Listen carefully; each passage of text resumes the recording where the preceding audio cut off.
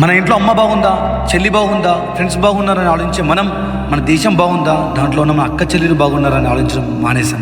All Indians are my sisters అని చెప్పే మనం వాళ్ళని కాపాడుకోవడానికి ఎందుకు వెనుకబడుతున్నాం? రీసెంట్గా జరుగుతున్న సిచ్యువేషన్ వచ్చినప్పుడు ఆలోచించలేకపోతున్నాం.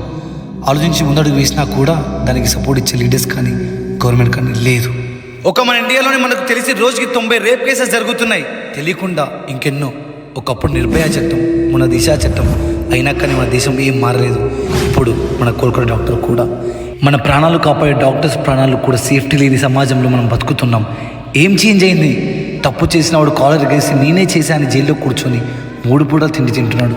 కానీ అన్యాయం జరిగిన అమ్మాయి మాత్రం 3 రోజులు హెడ్లైన్స్లో వచ్చి 4 రోజు మళ్ళీ ఇంకో అమ్మాయి.